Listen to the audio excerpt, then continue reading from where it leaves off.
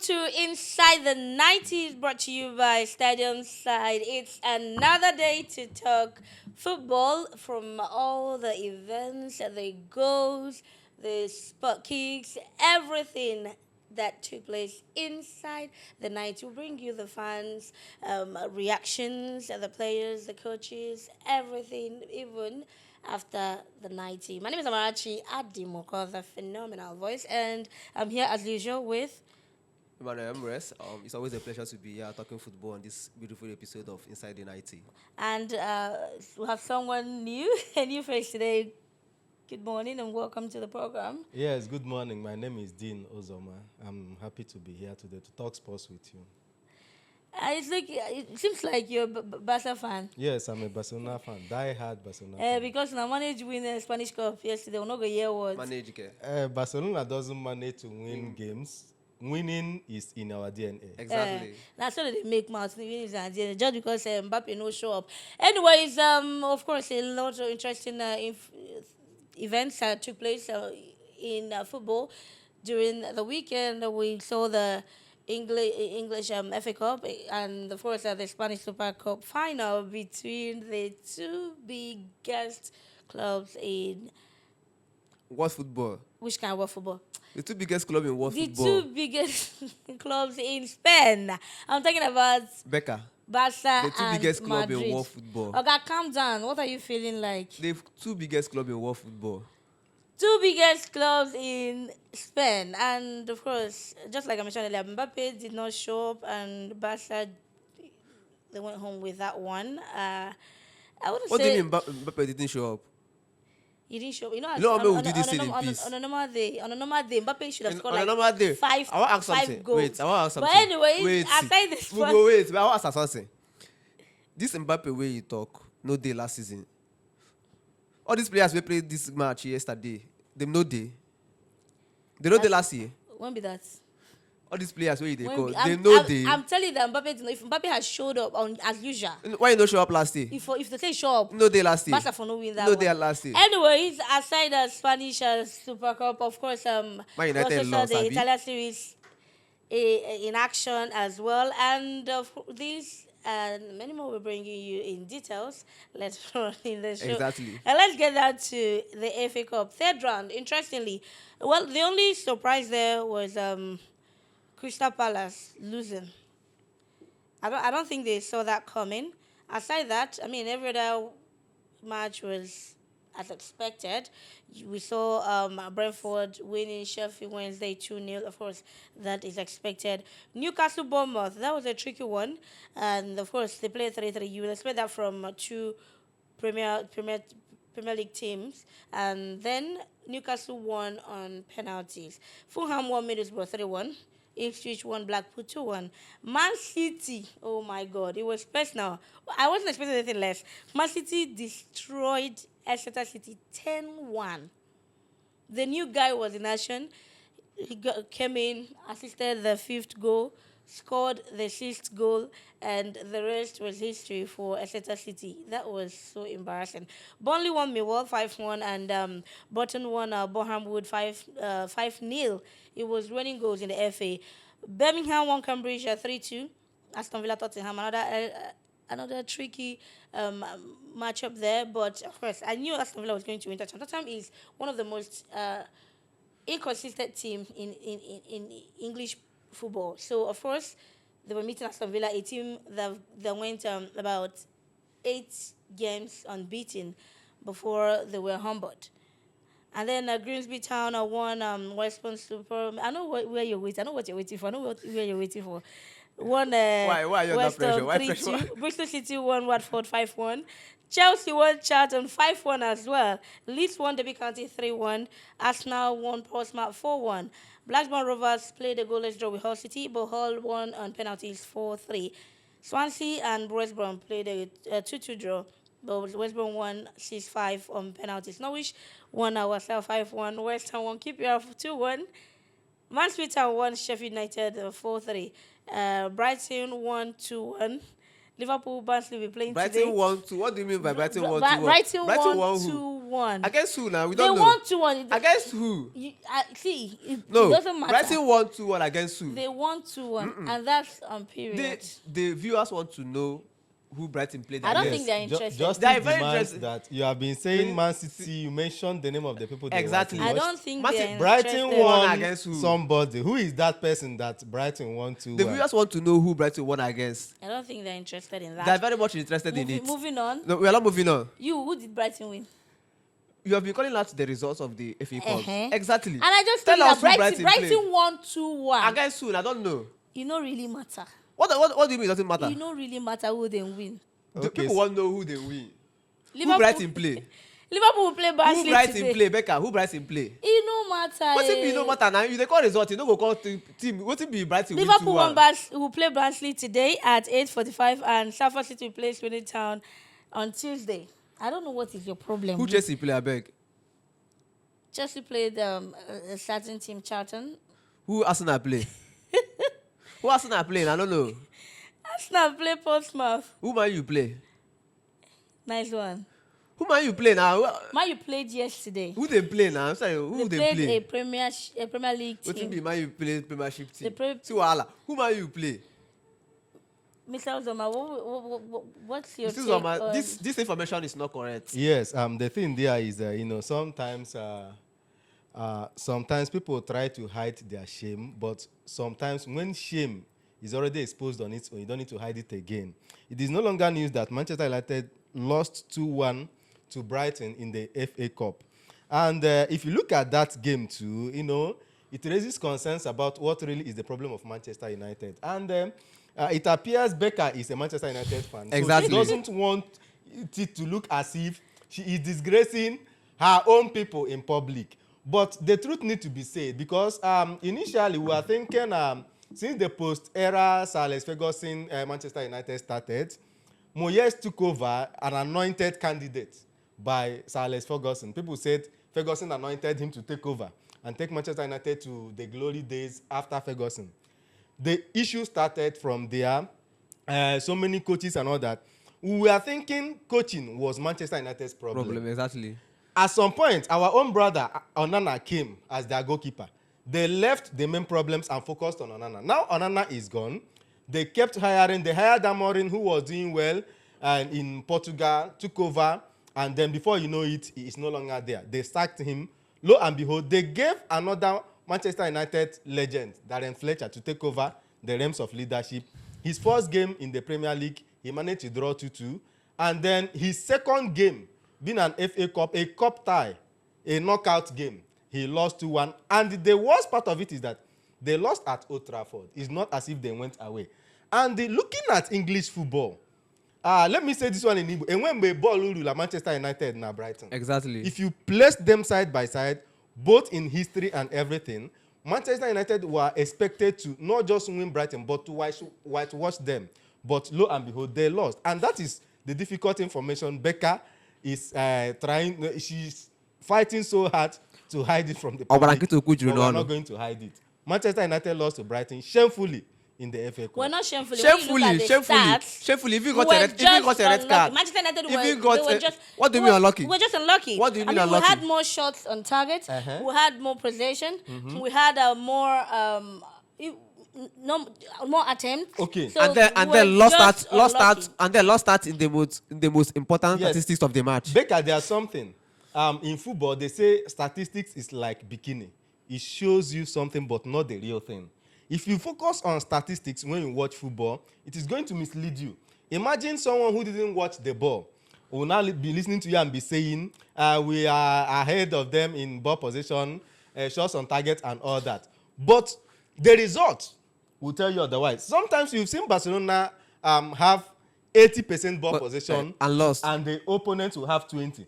At the end of the day, they will lose 1-0 or 2-0 or 2-1. Showing you that, and he also mentioned luck. Most times in football, we've made people to understand that luck doesn't play football. Rather, preparations. How you prepare your game, the tactics of the coach and all that. The point I is, disagree with you. There's always a little bit Manchester of luck. United, There's always luck in every game. okay, Man United problem Expertise, doesn't yes, have to do with luck. professionalism, preparation, Exactly. but you still need luck. okay. Have you heard the saying that heaven help those who help themselves? Well, they didn't You know, help themselves. when you have a streak of luck in anything you do, luck, we say, comes possibly from God, from the divine. Now, if you don't prepare well, it is said that if you fail to prepare, you prepare to fail. So What are if you don't driving at? if you don't We prepare prepared, very well, we trained we've gotten an interim Uh-huh, coach. So what are you talking about preparation? preparation is not adequate. You've been preparing since post Alex Ferguson. Yes, the coach you got to handle Manchester United in the interim is not supposed to be the coach handling Manchester United right now. You look at the crop of players you have currently at Manchester United. Are they Manchester United level players? Then there's something I've always talked about in Manchester United, the facility. Cristiano Ronaldo did an interview and exposed all that. Made people to understand that even the bathtub at Manchester United, the toilet leaks and smells. Those facilities are still there. They have not been put in order. They have not been updated to meet with the international and current standard of things in football. So when you talk about problems in Manchester United, it is multifaceted. So if you want to solve them, you still have to solve them in all those dimensions. If you cannot fix ordinary toilets, if you cannot fix your facility that have been outdated, How do you get quality I don't players? think that players can prepare adequately in modern style of football and also match other teams that have updated their own facility in their own stadium. So- All these things come to show in the field of play on the results they get. So it's about facilities, huh? Facility And the is players the you game. have. Well- Remember, something happened when a player moved from England. I think this guy from Manchester City, what's his name again? The German player, Gundogan, Yeah. went to Barcelona. There's something he observed immediately. He observed that their mode of preparation for games differs far from the mode of preparations at England, at Man Exactly. City. He noticed that players come late to training, stadium workers, club workers, they also come late to the facility during training. So when he complained about it, when he was interviewed, he said all these things. And that some of these things go up to show in the result Barcelona gets that period. So when you talk about facility having an effect or negative impact on the results of the game, everything go together. The football you see on the pitch of play is not the real game. The game starts from inside, from what happens in the dressing room, what happens in the facility, what happens during the training, what happens when you start spending money to recruit players. At the end, you see them on the pitch of play. The results you get is a result of what happens at the back. 100%. Aside, don't talk about Man U now. Let's talk about other clubs. I mean, this English FA. Are we done with talking Man about- United? I am done with Man United. There's nothing wrong with Man United. We're not done with just Man United yet.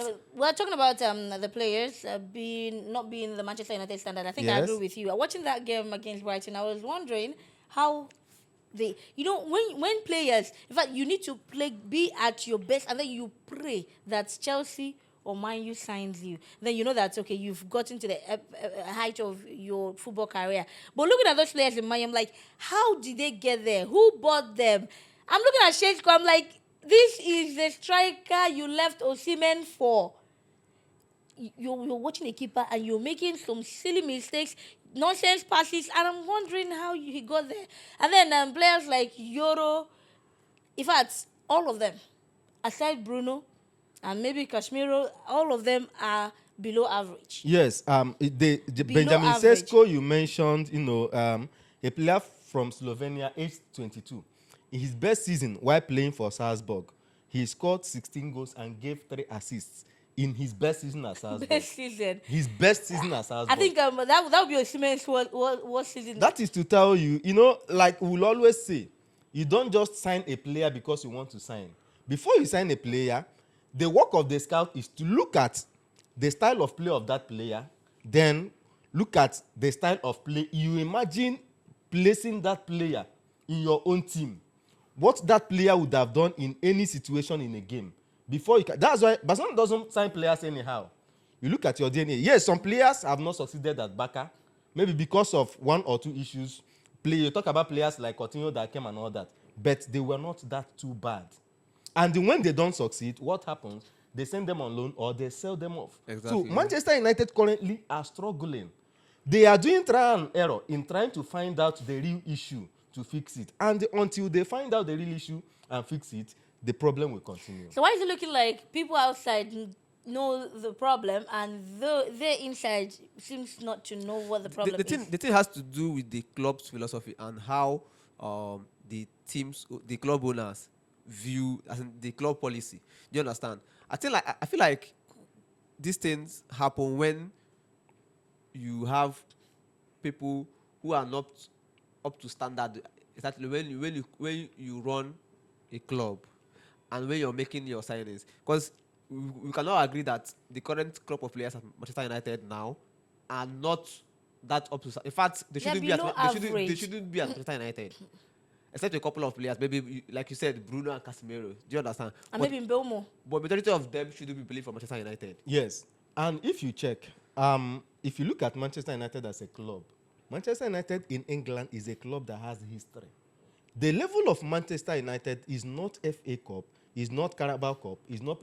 The level of Manchester United in England is Champions League. Manchester United is known as that club in England that competes in the Champions League alongside Liverpool. Now, if you look at what Sir Alex Ferguson achieved at Manchester United, 20 Premier League titles, I think about 2 or 3 Champions League titles and all that. It is unprecedented. And the thing is, there was no post-Alex Ferguson preparation for Manchester United. They enjoyed the glory days. Sir Alex Ferguson has a huge image. Remember, Alex Ferguson is from Scotland. The title, sir, was given to him for being the first Scottish man in football to win the Premier League. That merited him a national title, and the sir was added to his name. Now, having done that, you saw how Alex Ferguson won all the titles he won at Manchester United. He had players he would introduce in the game when he needs a last-minute goal to win a game. Hernandez, Chicharito was there. At some point, when he was pursuing his 20th Champions League, his 20th Premier League, he had to sign this guy from Arsenal. What was this guy from Netherlands? Van Persie. Yes, Van Persie. And you saw how Van Persie delivered. Now, there's something again that has to do with coaches and the results they get. If you are a referee and you have a coach like Sir Alex Ferguson bringing a team to the game you are going to officiate, you are already intimidated. I am not saying he, intimidated coach, but I'm a referee currently. I officiate games. There are some shouts and intimidating appearances you get from players and also coaches that if you don't hold your ground, you make errors. So some of those pressure, the huge image of Sir Alex Ferguson helped Manchester United to get to where they are. And then when he eventually retired, like I said, there was no succession plan. And that unpreparedness for the exit of Sir Alex Ferguson is the fundamental issue that Manchester United has till today. Exactly. And let's look at their recruitment process. I mean, some of the guys who walked back through with Sir Alex Ferguson, most of them left after Ferguson retired. And then the new ones that came in, I don't know how, or I don't know the policy they are using in recruiting their players. That's why I said majority of the players at Manchester United now shouldn't be playing for Manchester United. Because, I mean, you can't tell me that out of numerous players, I mean, world-class players in football, or rather, exceptional players in football, you're telling me the likes of Patrick Dogu, not to bring him down, but then we all agree that, I mean, there has been, like you said, a fundamental problem when it comes to the recruitment process at Manchester United. Anyways, the only surprising thing, I wasn't surprised. I wasn't expecting them to win. I mean, looking at how they've been playing so far, they're not ready yet. They're not there yet. And hopefully, according to reports, they're looking at Ancelotti and Thomas Tuchel and one other person to consider for the coaching role in Man U. But you think Ancelotti will leave the Brazilian team, or that Thomas will leave England to come coach Man U? That's another thing too. I hope they get the kind of coach they get will also contribute. In as much as we agree that the players are below average, but there is a kind of coach that will handle those boys. You'll be surprised that these are the same players that played under social coach. Looking at Amorim had a serious problem with change. And if you, as a person, as a human being, you don't know, you don't want to change, you don't like change, you keep doing the same thing, expecting different results, then you must be stupid. The thing is, I'm not expecting Manchester United to compete for the league. That is Excuse you. with which squad? Excuse you. I wasn't expecting them to compete for the EPL. Which squad is Aston Villa using But at to least I was compete for expecting the them league? to compete for the top 4. Yes. At least. Well, at least. we're still there. We're At still there. least. How are you No, contesting for the see. top 4? We're still there. See, look at the thing. You said something about the rigidity of Amorim. That rigidity, more or less, is like something that also continued from the time of Eric Ten Hag. We talk about rigidity among coaches. Coaches like Pep Guardiola are rigid, but there's something. When you talk about player discipline, before you come to discipline players whose salaries are even bigger than your own as their coach, you need to have history. If you are a player, do you know that some players will even love to play under the likes of Guardiola? They like to play under Luis Enrique. They like to play under Flick, the current coach of Barcelona. Yeah. Why? These coaches, this crop of coaches, they have history. They have pedigree. When you talk about history, they have history not just in domestic competition, domestic leagues they have coached, they have history in Europe. So when you come, a coach like Amorim, a coach like Eric Ten Hag, what have they won? Who knows them in Europe? Because From where sometimes to where? when you come to the Champions League, some of those referees get used to the faces of some coaches who are winners. They're not just coaches that bring, when you go to Champions League, when the competition starts getting to the, to round off at the semi-finals, quarter-finals and all that, most of the elite referees are retained. And some of those elite referees are used to the faces of certain coaches. So the same thing goes to players. Most of these players are also used to the faces of certain coaches, because players also watch games that they are not playing in. Mm-hmm. They read history, they understand coaches and all that. So before you come to impose your personality on any player, you should have that personality to impose.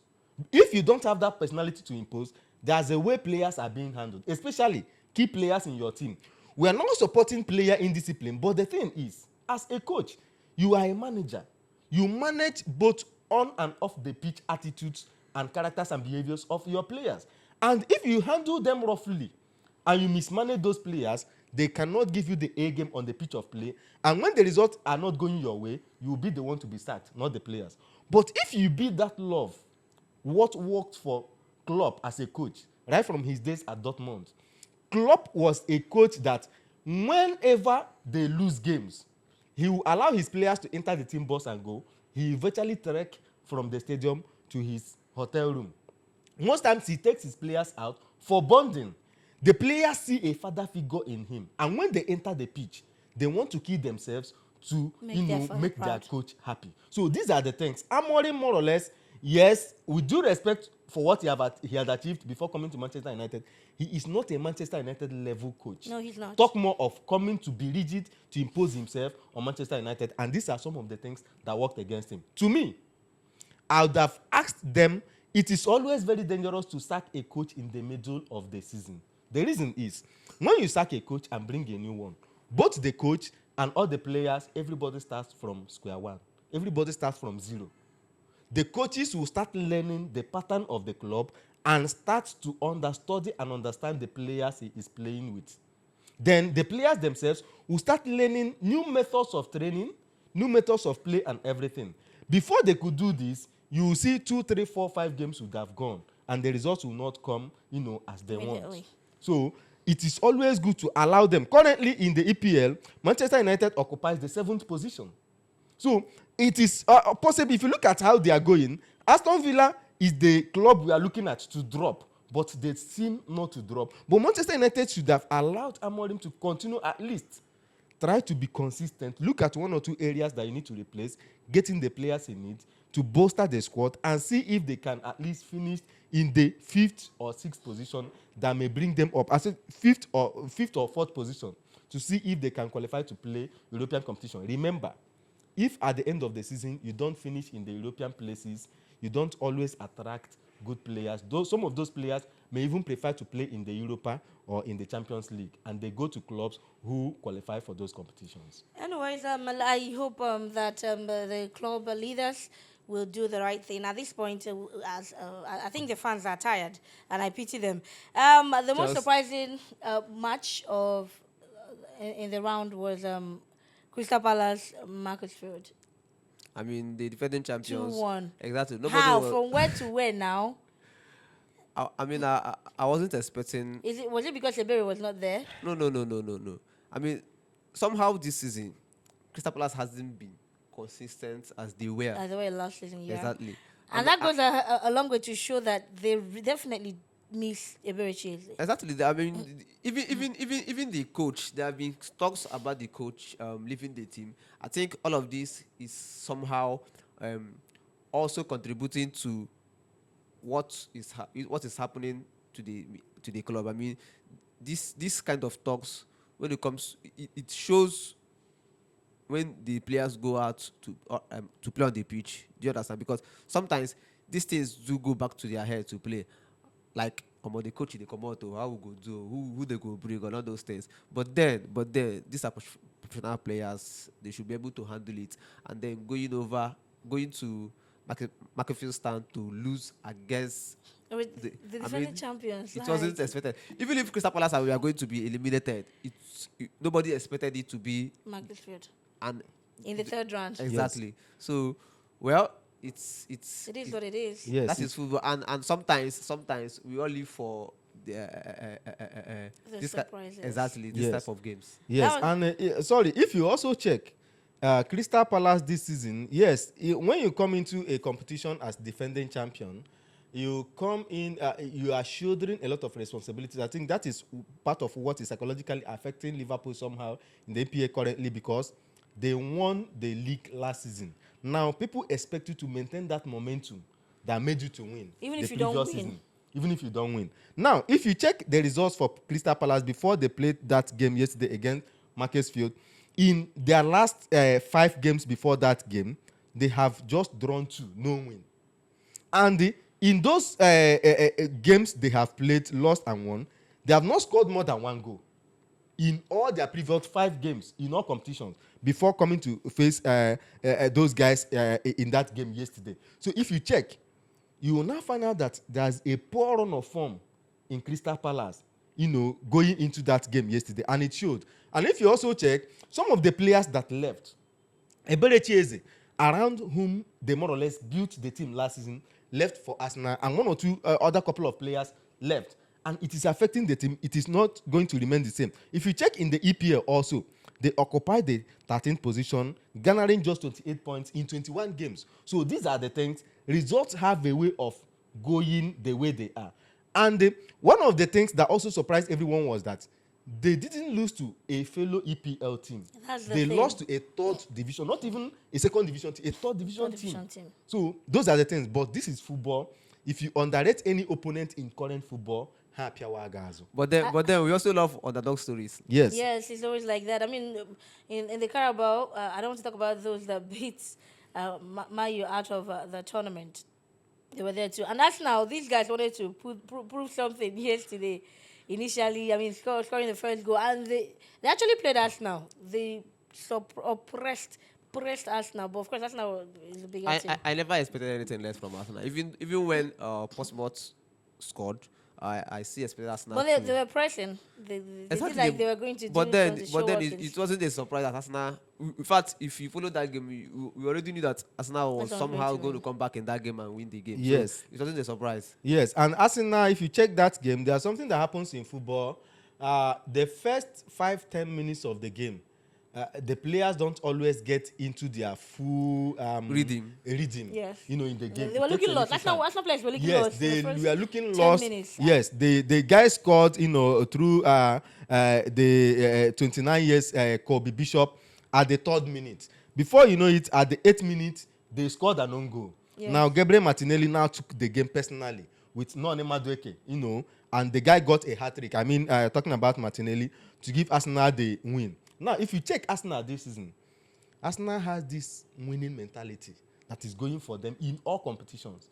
If you check the Champions League, they occupy the topmost of the table in the Champions League currently. If you check the Premier League, they are on top and all that. Something that worked against Arsenal in 2 seasons ago and last season was they don't remain on top of the EPL until Christmas. Talk more of remaining on top till January. Yes, But it this works time for- it around, works for them. they are on top both at Christmas and at New Year. And we're moving. Yes. January is almost. Yes, getting to and the they are middle. still moving. They're still there. So everybody is rooting for Arsenal.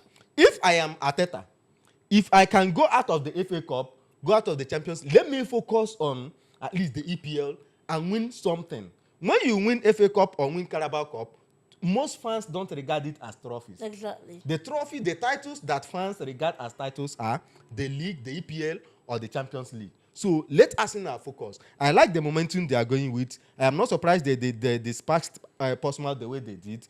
Other opponents, when they do the draws today, we'll see who they are going to face, and I the hope they next continue in that trajectory. All right. Away from that, Well, how about Tottenham? Tottenham, I wasn't surprised. Do you feel like the coach talking about what's his name again? The current coach The of- current Tottenham coach, Yeah. this guy from I've forgotten his name. Frank. But go on. Frank. Yes. I don't think, for me, I don't think he's going to remain at that. I was telling someone the other day, behind the scene, that if I'll be surprised if he remains on the job. Yeah, Thomas Frank. Thomas Frank, yeah. Yes. I'll be surprised if he remains on the job by weekend, because it's no longer a matter of if. It's not a matter of when he will be sacked. Yes. Because from the results they are getting, there is no different from what they were suffering under Ange Postecoglou. Ange Postecoglou, yes. So for me, I think I'm even thinking Postecoglou did better, performed better than Yes, him. you know, there's this English adage that says you don't kill the goose that lays the golden egg. You know, for years, Tottenham suffered trophy drought until Ange Postecoglou came. He did not just win them a title, he won them a continental title. And they sacked him and brought Thomas Frank. Yes, we know the antecedents of Thomas Frank as a coach, but there are something sometimes sports administrators or football administrators don't understand. There's something that goes between players and the coaches that make those coaches to get results. And when any coach has built that understanding, I always talk about between him and his players, you allow that momentum to continue. What you do is find out the issues that the coach has. If there is one or two players that the coach needs that is not in the team, you try and sign that player for the coach, bolster the squad, and they move on. To me, the owners of Tottenham sacking Postecoglou the time they did was very, very wrong. And you can see the results under Thomas Frank not going their way. And you can see it, they crashed out of the FA Cup in the hands of Aston Villa. Though Aston Villa themselves are firing from all cylinders. You know the man in charge of Aston Villa now, the man that used Sevilla of England to win, I think, 4 or 5. Sevilla of Spain. Yes, Sevilla of Spain, sorry. To win those number of Europa Leagues he did. And now, another thing that also happens in a team is the personality of the players playing in that team. The goalkeeper of Aston Villa, Emi Martinez, is a winner. He's a serial winner. He is a World Cup defending champion, Argentine goalkeeper that won the World Cup with Argentina. So any player, any striker that is going to face him will have to think twice. But first Tottenham players before are he not goes small. All Tottenham players have starters in their Yes, countries. yes. If it comes to squad, Tottenham have it. I don't Yes. just know what the problem is. They They have the players, they have the squad, and those players are starters in their I various think I agree countries. with you, because Yes. when you compare the quality of players at Tottenham, I don't expect them to be Be doing struggling what- as they are currently. Exactly. Yes, but mentality is the game. What kind of, there's something in football. Sorry, I speak this way because I've seen football as a player, I've seen football as a spectator, I've seen football as a coach, I've seen football as an official currently. Now, football is all about mentality. There are some things that happen in games. You see some players trying to fight opponents.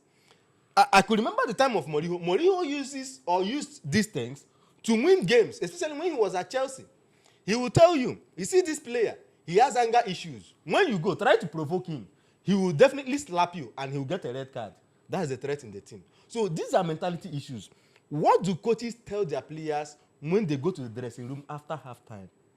Before they come into the pitch to start a game, what do coaches tell their players? These things are the things you see that come to give you result in the team.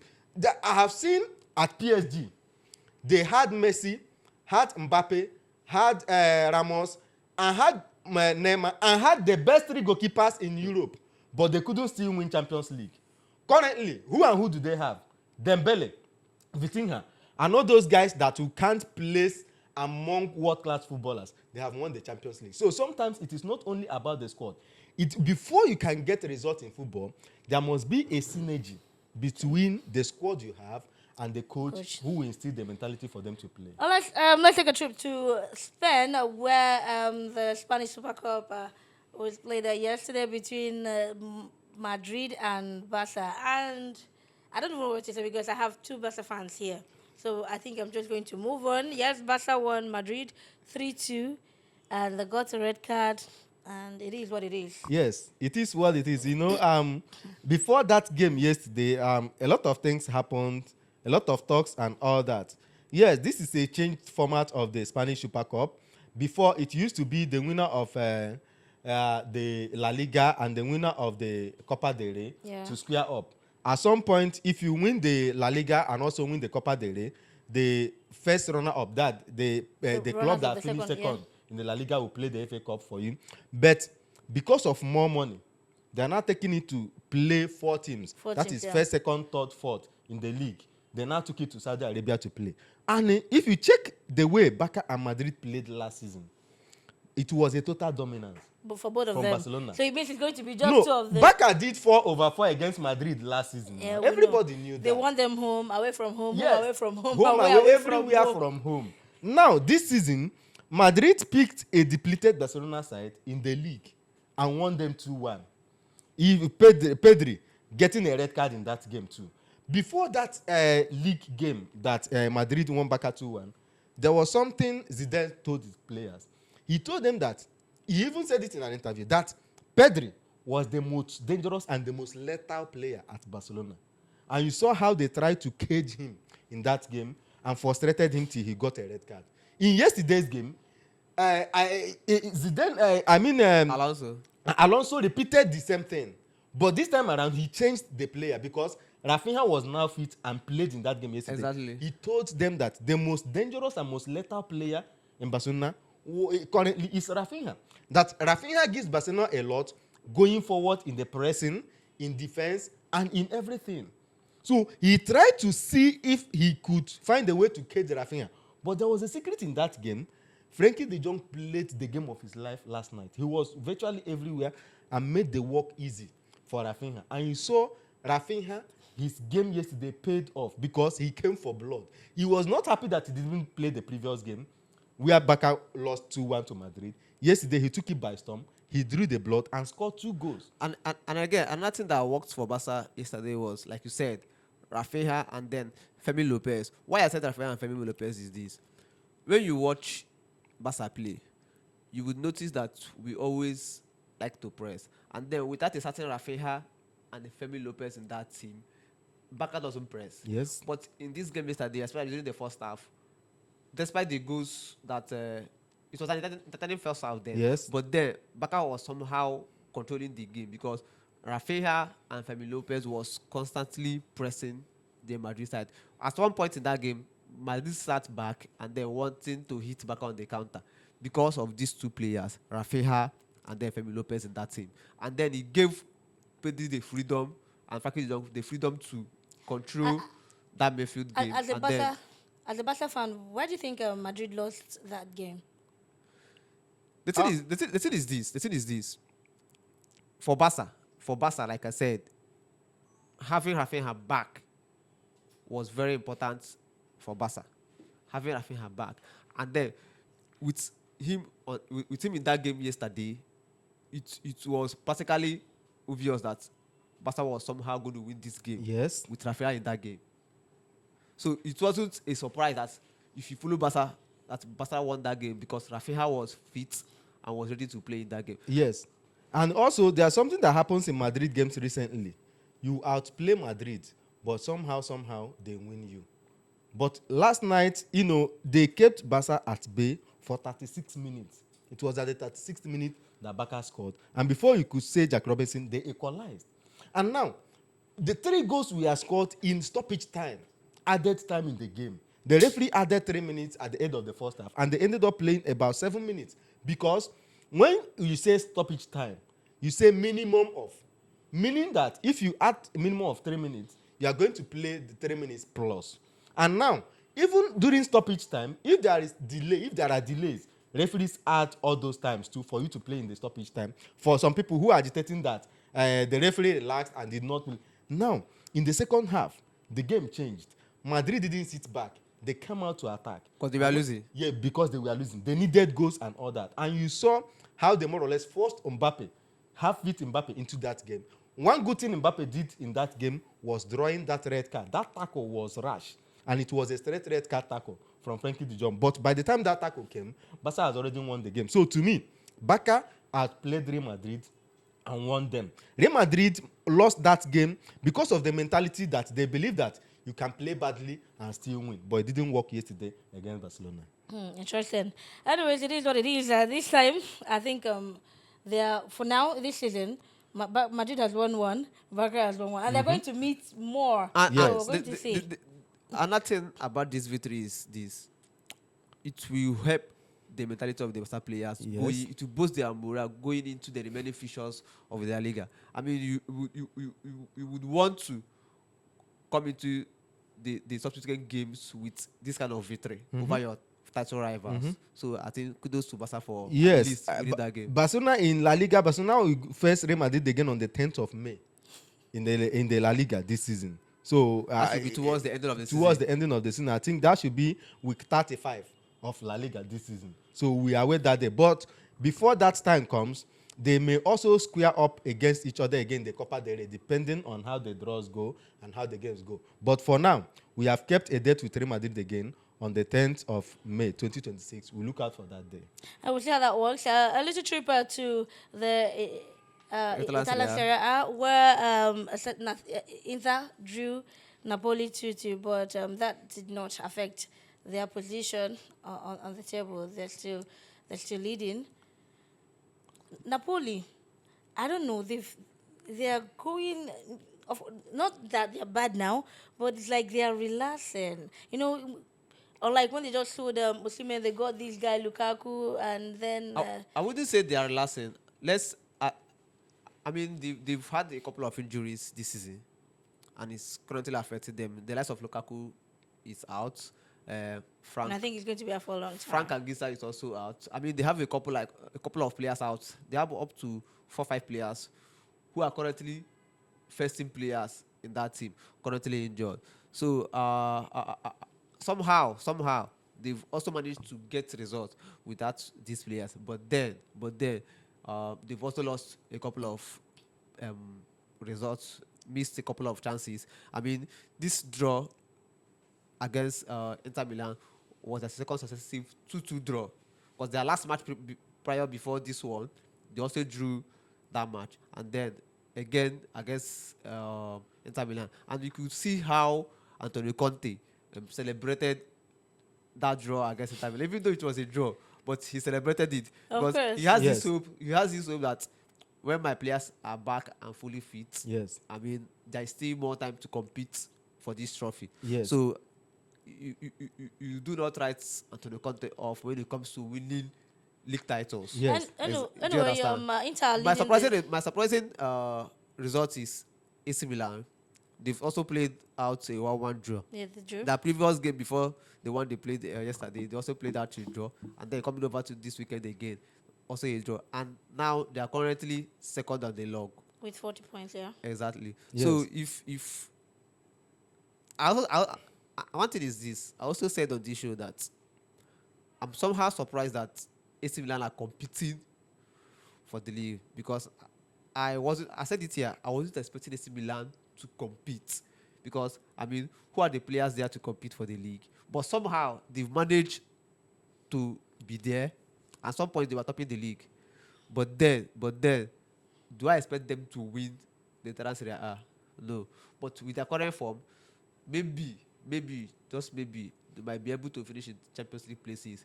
But for me, this league should be between Inter Milan And Napoli. and Napoli. And But Napoli. somehow Roma is creeping. Roma is still there. Exactly. They're coming Pushing. up a bit. One game at At a time. at a time. Exactly. But I don't think they will do much. No. They won't. And if you check also, the Inter team, there's one thing going for them. You know, sometimes it is always good to use a coach who understands a league to coach a team. If you check Chivu, the 45-year-old Romanian who is currently the coach of Inter, he played for only two teams in Italy. He played 4 seasons in AS Roma and played 6 seasons for Inter Milan. So this is someone that understands the Serie A very well. When you talk about understanding a game or a league, you talk about understanding the patterns of each club and then the patterns of politics, because there's always a politics in every league. So Chivu is an in-house, a household name when you talk about Serie A. So I am not surprised with the result he's getting, you know, with Inter Milan, with all those players. I mean, Ian Sommer, their goalkeeper, is 37 years. Yes, we know that most times goalkeepers get better with age. Yeah. But if you also check the average age of these guys, most of them are old. The likes of the Argentine And guy, experienced. yes, experienced. The likes of the Argentine guy, Lautaro Martinez, who leads the scorers chart currently with 10 goals and 4 assists and all that. You look at Marcus Thuram and all those guys. Yeah. You look at Di Marco, all those Italian players and all that. He brought Akanji from Manchester City and was playing 3-man defense in almost all his games. So that's why the results are coming. I hope they maintain the momentum Yeah, and currently maybe till the end of the take the season league. and carry the Scudetto. All right, tell us what you think on what we've discussed so far in the FA. I think the way Arsenal is going, they might still. But you know that jinx. They say whenever Arsenal wins the FA, they don't have any business with the league. But I don't think it's going to be the case this time. Maybe they will have 2 in England. FA I wouldn't be surprised if Arsenal end up winning at least England, two two domestic titles. in Yes, England. this season. Well, let's watch out. Tell us what you think. This FA, who is going home, and Man City is on fire. And don't take away Aston Villa's tenacity and consistency And from Man them United as too. well. And Man Chelsea, United. they are Remember- trying. remember- they are remember I told you pushing, something. And the rest of others, those Becca, ones that you re- want to write Becca, off, but don't Becca, write them off. Becca, Tell remember I us what told you you something. think. Who is going Becca, to remember win I told you this something. England FA? I told you something Italian one. series, I told you something one and, time. I said Man United aren't going to win any game this January. We'll see about that. This is your third match this month, and you haven't won any. We'll see about it. It's too early to tell. Don't say yet. Probably as Mbeumo and Ahmad. They'll They're- probably be they're- back by they're the back. weekend. So we might win again. But then, Anyways, it's tell us. looking pretty much difficult for United at this Drop period. your comment in the comment section. Like, share, comment. I invite your friends to follow and subscribe to our channel. It's Inside the Night. It's brought to you by Saddam Said. My name is Amarachi Adimoko, the phenomenal voice, and I did this with Emrys and Dean Dean Uzoma. Uzoma.